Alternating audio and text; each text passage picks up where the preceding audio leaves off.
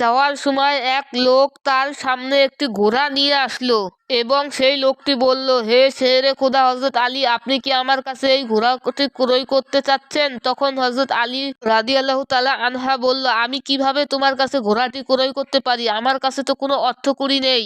তখন সেই লোকটি বলল, আপনি ঘোড়াটি বাকিতে আমার কাছে ক্রয় করতে পারেন এবং এই ঘোড়াটি দিয়ে ব্যবসা করে লাভ হলে আমাকে আমার মূল্য চুকিয়ে দিবেন। তখন হযরত আলী রাদিয়াল্লাহু তাআলা আনহু মনে মনে চিন্তা করলেন, সে যেহেতু আমাকে বাকিতে ঘোড়াটি দিবে তাহলে তো নিতে আমার সমস্যা নেই। অতঃপর হযরত আলী রাদিয়াল্লাহু তাআলা আনহু তাকে বললেন, আপনি কত দিরহামের বিনিময়ে এই ঘোড়াটি বিক্রি করবেন? তখন সেই লোকটি বলল, আমি 100 দিরহামের দিয়ে বিক্রি করতে চাচ্ছি। এরপর হযরত আলী রাদিয়াল্লাহু তাআলা আনহু তার কাছ থেকে ঘোড়াটি 100 দিরহামের বদলে কিনে নিল। নেওয়ার পরে বাজারে তাকে নিয়ে গেল।